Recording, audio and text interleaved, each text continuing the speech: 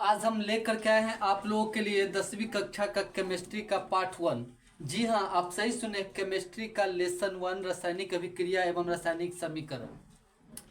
तो रासायनिक अभिक्रिया एवं रासायनिक समीकरण में आज हम पढ़ेंगे कि रासायनिक अभिक्रिया का पूरे चैप्टर एक ही वीडियो में। रासायनिक अभिक्रिया, रासायनिक समीकरण, संतुलित रासायनिक समीकरण किसको बोलते हैं, अभिकारक क्या है, प्रतिफल क्या है, सब पढ़ेंगे। तो आप कहीं जाइएगा नहीं, बने रहिए मेरे इस वीडियो में और चलते हैं रासायनिक अभिक्रिया में रासायनिक समीकरण। तो सबसे पहले दोस्तों हम जानेंगे कि रासायनिक अभिक्रिया किसको बोलते हैं। तो रासायनिक अभिक्रिया का मतलब होता है कि जब दो या दो से अधिक पदार्थ आपस में मिल करके एक नए गुण धर्म वाले पदार्थ का निर्माण करता है। नया गुण धर्म वाला, जैसे मान लीजिए कि दूध और जोरन, दो को पदार्थ को मिला दीजिए तो दही का निर्माण हो जाता है। तो आइए हम बतलाते हैं कि रासायनिक अभिक्रिया दो या दो से अधिक पदार्थ आपस में मिलकर एक नए गुण धर्म वाले पदार्थ का निर्माण करता है। वह क्या कहलाता है, रासायनिक अभिक्रिया कहलाता है। जैसे हाइड्रोजन, तो हाइड्रोजन गैस है और O2 ऑक्सीजन, ये भी गैस है। ये दो पदार्थ हुआ, यानी कि दो पदार्थ हुआ और दोनों पदार्थ आपस में मिलकर के एक नए गुणधर्म वाले H2O का निर्माण किया जो जल होता है। यानी कि जब दो पदार्थ आपस में मिलकर के एक नए गुणधर्म वाले पदार्थ बनाता है, यानी कि नए गुणधर्म वाले पदार्थ का निर्माण करता है, रासायनिक अभिक्रिया कहलाता है। जैसे देखिए कि मैग्नीशियम और ऑक्सीजन, दो गुण वाले पदार्थ मिलकर के क्या बना दिया, मैग्नीशियम ऑक्साइड, यानी कि MgO। तो बिल्कुल हल्का है। आप समझ गए कि जब दो पदार्थ या दो से अधिक पदार्थ आपस में मिलता है तो नए गुणधर्म वाले पदार्थ का निर्माण करता है। जैसे कि मैग्नीशियम और ऑक्सीजन मिलकर के मैग्नीशियम ऑक्साइड बन गया, ठीक है। जैसे कि चावल और पानी को मिला देंगे तो भात बन जाएगा। अब भात को पुनः चावल थोड़ी ना बना सकते हैं, तो वही रासायनिक अभिक्रिया होता है, ठीक है। अब हम चलते हैं कि अभिकारक किसको बोलते हैं। अभिकारक, तो जो पदार्थ रासायनिक अभिक्रिया में भाग लेता है, जो पदार्थ रासायनिक अभिक्रिया में भाग लेता है उसको हम अभिकारक बोलते हैं। जब जो पदार्थ रासायनिक अभिक्रिया में भाग लेता है, जैसे देखिए EH2 प्लस Cl2, ये दो पदार्थ भाग लिया और ये दो पदार्थ मिल करके ना नया पदार्थ बनाते थे। ये जो दो पदार्थ आपस में भाग लिया ना, आपस में मिला है, यही अभिकारक कहलाता है। यानी कि जो प्लस हो ना जिसके बीच में, यानी कि एगो हाइड्रोजन और एगो क्लोरीन, ये दोनों पदार्थ आपस में मिला, तो ये जो मिलता है ना, रासायनिक अभिक्रिया जब हम बनाते हैं, ऊपर पढ़े हैं, जब दो पदार्थ आपस में मिलाते हैं, जो दोनों पदार्थ को मिलाते हैं रासायनिक अभिक्रिया बनाने के लिए, वो दोनों पदार्थ अभिकारक कहलाता है। और ये दोनों के बनने के बाद ये जो होता है, ये आपको उत्पाद या प्रतिफल कहलाता है, ठीक है। अब आइए कि उत्पाद किसको बोलते हैं या प्रतिफल। उत्पाद उस पदार्थ को कहते हैं जिसका निर्माण अभिकारक के मिलने के बाद होता है। यानी कि उत्पाद उस पदार्थ को कहते हैं जिसका निर्माण अभिकारक के मिलने से होता है। अब देखिए ये दोनों पदार्थ अभिकारक है, तो अभिकारक में क्या किए कि हाइड्रोजन और क्लोरीन को मिला दिए। हाइड्रोजन और क्लोरीन को जब हम मिला दिए तो बना क्या, 2HCl। तो ये अभिकारक हो गया और ये उत्पाद हो गया। ये अभिकारक और ये उत्पाद, ठीक है, बिल्कुल आसान है। अब हम आते हैं कि रासायनिक अभिक्रिया के दौरान होने वाले परिवर्तन या विशेषता। रासायनिक अभिक्रिया में क्या क्या परिवर्तन होता है या रासायनिक अभिक्रिया में क्या क्या विशेषता है। तो सबसे पहले हम जानेंगे कि रासायनिक अभिक्रिया की विशेषताएं या रासायनिक अभिक्रिया में होने वाले परिवर्तन। सबसे पहले होता है अवस्था में परिवर्तन। रासायनिक अभिक्रिया में जो सबसे बड़ी विशेषता होती है या सबसे बड़ा परिवर्तन होता है, वो होता है उसकी जो अवस्था है ना, उसमें परिवर्तन होता है। अगर कोई ठोस पदार्थ है, सॉलिड है, वह द्रव में बदल जाता है, लिक्विड हो जाता है। तो रासायनिक अभिक्रिया के दौरान कोई ठोस में परिवर्तन होता है, कोई भी ठोस पदार्थ द्रव में हो सकता है, बदल सकता है। रंग में परिवर्तन, जैसे मान लीजिए कि पोटेशियम परमैंगनेट है, उस पर रंग 2 बूंद द्रव डाल दीजिए तो उसका रंग जो होता है वो गायब हो जाता है। तो रासायनिक अभिक्रिया के दौरान अवस्था में भी परिवर्तन होता है, रंग में परिवर्तन होता है और ताप में भी परिवर्तन होता है। रासायनिक अभिक्रिया के दौरान ताप में भी परिवर्तन होता है और गैस का भी उत्सर्जन होता है। इस रासायनिक अभिक्रिया की विशेषता है। अब आते हैं कि इन नोट्स है, ऑब्जेक्टिव में इन नोट्स है, रासायनिक अभिक्रिया को भौतिक विधियों से पलट नहीं सकते हैं। रासायनिक अभिक्रिया को भौतिक विधियों से पलटा नहीं जा सकता है, जैसे वाष्पीकरण, ऊर्ध्वपातन, उपकेंद्रीकरण। जी हाँ, आप सही सुने हैं कि रासायनिक अभिक्रिया को भौतिक विधियों से नहीं पलटा जा सकता है। जैसे मान लेते हैं कि अब दूध और जोरन मिलाकर के दही बना दे, क्या दही से दूध वापस बनेगा? नहीं बनेगा। चावल से हम चावल, दूध, चीनी मिलाकर के खीर बना दे, क्या खीर से चावल पुनः निकाल सकते हैं, अलग कर सकते हैं? नहीं कर सकते हैं। तो जिसको भौतिक विधि द्वारा इसको हम पलट नहीं सकते हैं, ऊर्ध्वपातन हो गया, वाष्पीकरण, उपकेंद्रीकरण। तो यह सब रासायनिक विधियों द्वारा, याद रखिएगा नोट्स है, रासायनिक अभिक्रिया को भौतिक विधियों से अलग नहीं कर सकते, नहीं पलट सकते हैं। अब हम रासायनिक समीकरण के बारे में जानेंगे कि रासायनिक अभिक्रिया तो हो गया, अब रासायनिक समीकरण। तो रासायनिक अभिक्रिया में रासायनिक समीकरण द्वारा निरूपित किया जाता है, यानी कि रासायनिक अभिक्रिया को रासायनिक समीकरण द्वारा निरूपित किया जाता है। और रासायनिक समीकरण में अभिकारक और उत्पाद के पदार्थ को सूत्र का इस्तेमाल किया जाता है। यानी कि रासायनिक समीकरण किसको बोलते हैं? तो रासायनिक अभिक्रिया को रासायनिक समीकरण के द्वारा निरूपित किया जाता है। और रासायनिक समीकरण में अभिकारक और उत्पाद यानी कि प्रतिफल जो होता है उसमें सूत्र का इस्तेमाल किया जाता है। जैसे H2 plus O2 equal to H2O, यानी कि हाइड्रोजन प्लस ऑक्सीजन। ई इक्वेशन होता है, यानी कि रासायनिक समीकरण। ई अभिकारक हुआ, ई आपका अभिकारक, और ये हो गया प्रतिफल, उत्पाद। तो इस अभिक्रिया को निरूपित करने के लिए हम क्या करते हैं? रासायनिक समीकरण। यही होता है आपका रासायनिक समीकरण। रासायनिक समीकरण को, रासायनिक अभिक्रिया को रासायनिक समीकरण द्वारा निरूपित किया जाता है। अब क्वेश्चन ये आता है कि रासायनिक समीकरण को संतुलित कीजिए। गारंटी है कि पूछवे करता है और बहुत सारा विद्यार्थी रट के जाता है, नहीं पूछता है, या मान लीजिए 80 को जो ऑब्जेक्टिव है 100 को है, उसके चक्कर में इसको छोड़ देता है। लेकिन सीखिए, आगे काम देता है। रासायनिक समीकरण को संतुलित कैसे करते, एकदम चुटकी में सीखिएगा। जैसे यहाँ पर देखिए, ये हाइड्रोजन है, तो हाइड्रोजन आपको एगो है, हाइड्रोजन एगो, और ई नाइट्रोजन भी एक है, और ये ऑक्सीजन 3। ठीक है, इसको हम लिख लिए। अब ई प्लस से इधर नहीं, पहला पदार्थ है, और ये दूसरा, तो इसको नीचे लिखिए। ये कैल्शियम है,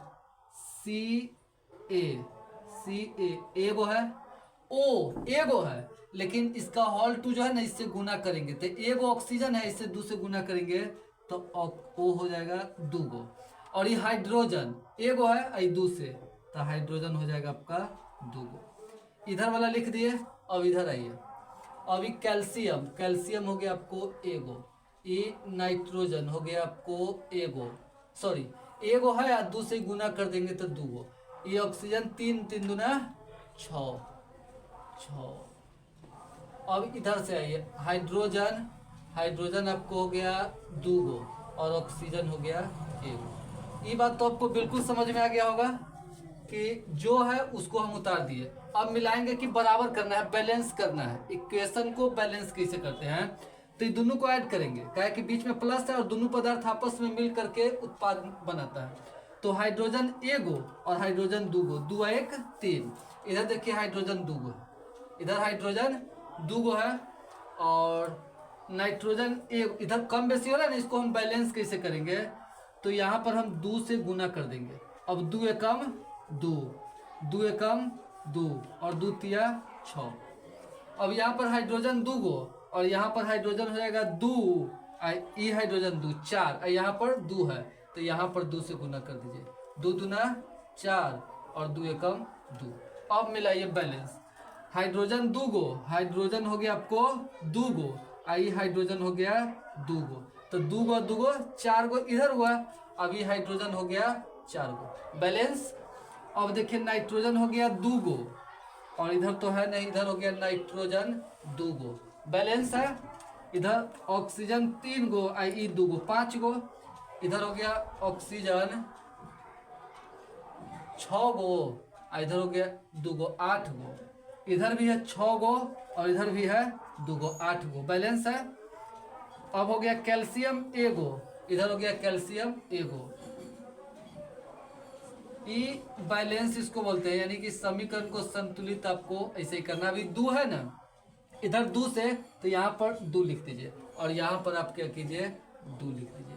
ये हो गया रासायनिक समीकरण को संतुलित करना, एकदम हल्का है। और एक एग्जाम्पल लेते हैं, यहाँ पर सोडियम Na एगो है तो एगो लिख दिए। ये हो गया आपको O ऑक्सीजन एगो और ये है हाइड्रोजन एगो, ये प्लस है, इसको नीचे लिखेंगे। ये हाइड्रोजन 2 गो है तो लिख देंगे हाइड्रोजन 2 गो, ये S सल्फर एगो और ये O ऑक्सीजन 4 गो, इसको एक जगह लिख दीजिए। फिर आइए इधर इस सोडियम Na 2 गो, ये हो गया S एगो और ये है O 4 गो, O हो गया आपको 4 गो। ये नीचे लिखेंगे H हो गया आपको 2 गो और ये O हो गया 1। अब इसको बैलेंस करेंगे, अब इसको क्या करेंगे बैलेंस करेंगे। देखिए कैसे करते हैं बैलेंस। यहाँ पर सोडियम एगो है, यहाँ पर सोडियम 2 गो है तो इससे यहाँ पर 2 से गुना कर दिए, 2 एकम 2, 2 एकम 2, 2 एकम 2। अब हाइड्रोजन 2 गो, यहाँ पर हाइड्रोजन 2 गो बराबर है, लेकिन यहाँ पर ये दोनों जोड़ेंगे क्या कि प्लस है, ये प्लस है, यहाँ पर जोड़ के टोटल 2 और 2 4 गो, यहाँ 2 गो है, गुना कर देंगे 2 से, 2 दूना 4, 2 एकम 2। जी हाँ, जितना कम रहेगा गुना कर देंगे, बैलेंस करने का सबसे आसान ट्रिक है। अब देखिए इन नाइट्रोजन हो गया 2 गो, सॉरी सोडियम हो गया Na 2 गो और इधर हो गया सोडियम 2 गो, ये बैलेंस है बराबर। चलिए ऑक्सीजन 2 गो और ये ऑक्सीजन 4 गो, 6 गो, इधर आइए ऑक्सीजन 4 गो और ऑक्सीजन 2 गो, 6 गो, oxygen balance sodium balance. Hydrogen 2 गो और हाइड्रोजन 2 गो 4 गो, इधर आइए हाइड्रोजन 4 गो बैलेंस। S से सल्फर 1 और इधर हो गया सल्फर 1, बैलेंस हो गया। ऑक्सीजन 4 और ऑक्सीजन 2 6, ऑक्सीजन 4 और ऑक्सीजन 2 6, ऐसे ही बैलेंस करना है, एकदम आसान है आपको। यहाँ पर देखिए समीकरण को संतुलित किया जाता है, तो यहाँ पर देखेंगे, यहाँ पर जो 2 लिखे हैं तो यहाँ पर 2 लिख देंगे और यहाँ पर भी आप 2 लिख दीजिए, हो गया समीकरण बैलेंस। और यहाँ पर देखेंगे कि Na से सोडियम तो Na एगो है, इधर देखेंगे Na तो Na एगो है, तो ये दोनों तो बैलेंस है ही है, एक एक है छोड़ देंगे। ये क्लोरीन Cl एगो है, इधर भी देखिए Cl एगो है, ये दोनों बराबर है।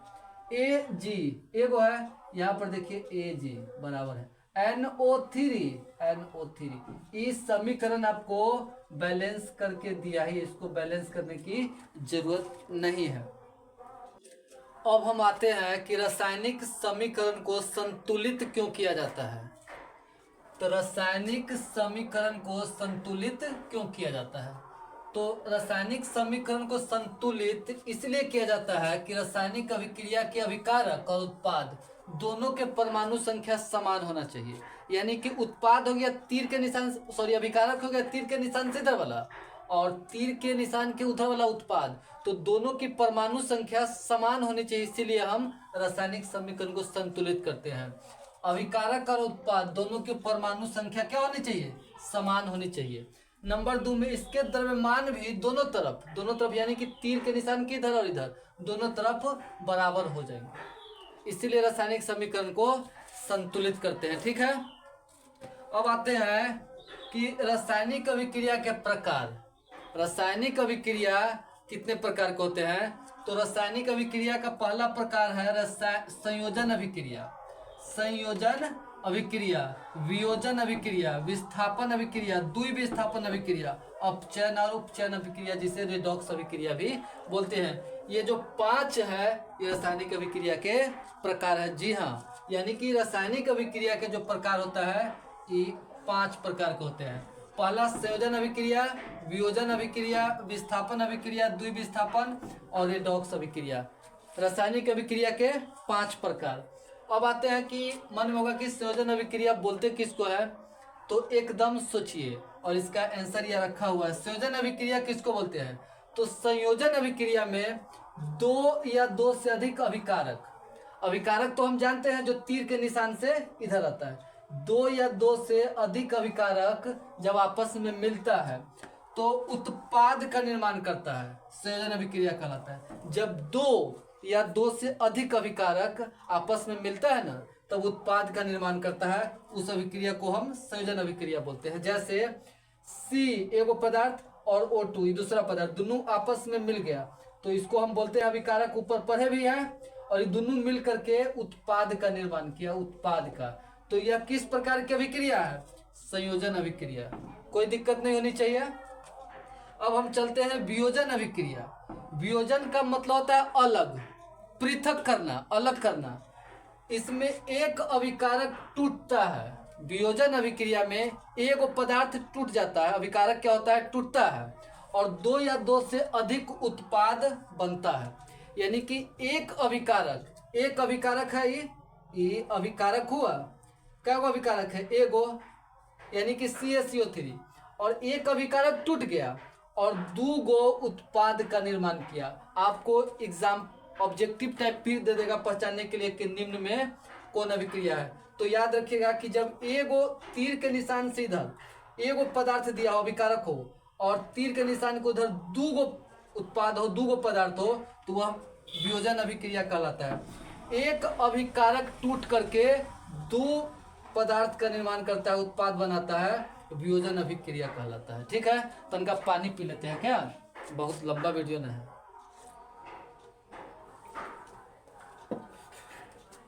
अब आइए कि वियोजन अभिक्रिया के प्रकार भी होता है। वियोजन अभिक्रिया 3 प्रकार का होता है: ऊष्मीय वियोजन, विद्युत वियोजन और प्रकाशीय वियोजन। अब ऊष्मीय वियोजन जो होता है, ऊष्मा के प्रभाव अभिक्रिया के कारण जो अलग होता है वियोजन होता है। विद्युत के कारण वियोजन होता है और प्रकाश के कारण वियोजन होता है। ठीक है हो, तो अब हम ऊष्मीय वियोजन, विद्युत वियोजन और प्रकाशीय वियोजन के बारे में भी जान लेते हैं क्या।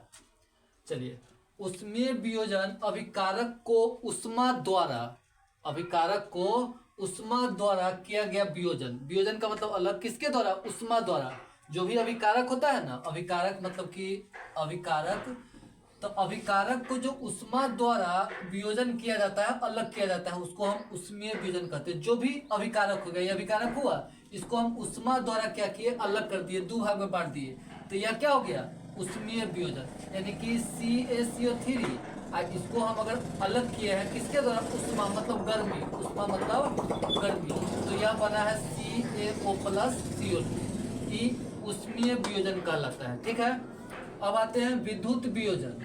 तो विद्युत वियोजन बोलते हैं विद्युत धारा प्रवाहित होने पर, विद्युत धारा प्रवाहित होने के कारण होने वाला वियोजन। विद्युत धारा जब प्रवाहित होता है और उसके कारण जो अलग होता है, पृथक होता है, उस वियोजन को हम विद्युत वियोजन बोलते हैं। जैसे 2H2O, अब विद्युत धारा हुआ, प्रवाहित हुआ, तो इसके कारण इसको अलग कर दिए, तो 2 भाग में बांट दिए, 2H2O, 2H2O+O2। इस प्रकार की अभिक्रिया विद्युत वियोजन अभिक्रिया कहलाता है। ठीक है, अब नंबर 3 में प्रकाशीय वियोजन। तो सूर्य के प्रकाश की अवस्था में, सूर्य की प्रकाश की अवस्था में होने वाला वियोजन, यानी कि सूर्य का जो प्रकाश होता है उस अवस्था में जो परिवर्तन होता है उसको हम प्रकाशीय वियोजन बोलते हैं। ठीक है, यानी कि प्रकाशीय वियोजन सूर्य के प्रकाश की अवस्था में जो अलगाव हो, सूर्य का प्रकाश की अवस्था में जो अलगाव होता है ना, वियोजन होता है, उसको हम प्रकाशीय वियोजन बोलते हैं। जैसे 2AgCl, सूर्य के प्रकाश की अवस्था में, तो इसको अलग कर दिए, वियोजित कर दिए, 2Ag+Cl। ठीक है, अब आते हैं नोट्स है, वही नोट्स एकदम याद रखिएगा। ब्लैक एंड व्हाइट फोटोग्राफी में प्रकाशीय वियोजन का उपयोग किया जाता है। याद रखिएगा, गेट पर किए, ब्लैक एंड व्हाइट फोटोग्राफी में प्रकाशीय वियोजन का उपयोग किया जाता है। अब आते हैं नंबर 4 में विस्थापन अभिक्रिया। इस अभिक्रिया में क्या होता है कि अधिक क्रियाशील तत्व, विस्थापन अभिक्रिया में अधिक क्रियाशील तत्व कम क्रियाशील तत्व को विस्थापित कर देता है। इस अभिक्रिया में अधिक क्रियाशील तत्व कम क्रियाशील तत्व को उसके यौगिक में क्या करता है? विस्थापित कर देता है।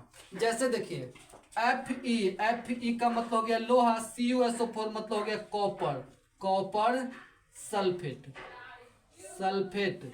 और Fe लोहा है और SO4 ये दोनों अधिक क्रियाशील तत्व है, यानी कि Fe और SO4 तो ये दोनों एक साथ, ये दोनों को विस्थापित कर दिया FeSO4 और कॉपर को वियोजित कर दिया, विस्थापित कर दिया। यानी कि अधिक क्रियाशील तत्व कम क्रियाशील तत्व को उसके यौगिक में क्या करता है, विस्थापित कर देता है, विस्थापन अभिक्रिया कहलाता है। अब आ जाइए द्विविस्थापन। इस अभिक्रिया में 2 बार विस्थापन होता है, द्विविस्थापन अभिक्रिया में 2 बार विस्थापन होता है, इसीलिए इसे हम द्विविस्थापन अभिक्रिया भी कहते हैं। जैसे Na2 यहाँ पर उदाहरण लेंगे Na2SO4 और BaCl2, तब Ba और SO4 BaSO4 मिलकर के BaSO4 बना, BaSO4 और Na2 और Cl2 तो दोनों में 2 है, तो 2 Na और Cl तो Cl 2 कॉमन ले लिए है, 2 कॉमन ले लिए है, तो यहाँ 2 NaCl तो NaCl, ये हो गया द्विविस्थापन अभिक्रिया जिसको 2 बार विस्थापित करते हैं। अब आइए उपचयन। पदार्थ में ऑक्सीजन में वृद्धि होना, जो पदार्थ होता है उसके ऑक्सीजन में वृद्धि होता है और हाइड्रोजन में ह्रास होता है, यानी कम होता है, उपचयन अभिक्रिया कहलाता है। पदार्थ के ऑक्सीजन में वृद्धि होना और हाइड्रोजन में कमी होना उपचयन अभिक्रिया कहलाता है। जैसे C+O2 = CO2, इसमें ऑक्सीजन में वृद्धि हो रहा है, ऑक्सीजन में वृद्धि हो रहा है और हाइड्रोजन में ह्रास। अपचयन अभिक्रिया, पदार्थ में हाइड्रोजन की वृद्धि, ठीक इसका उल्टा, उपचयन का ठीक उल्टा, हाइड्रोजन में वृद्धि और ऑक्सीजन में कमी होता है, अपचयन अभिक्रिया कहलाता है। जैसे CuH2 CuO+H2 = Cu+H2, इसमें हाइड्रोजन में वृद्धि हो रहा है, हाइड्रोजन में वृद्धि हो रहा है और ऑक्सीजन में ह्रास हो रहा है। अगर यह वीडियो आपको अच्छा लगा हो तो खूब लाइक शेयर कमेंट और सब्सक्राइब कर दीजिएगा।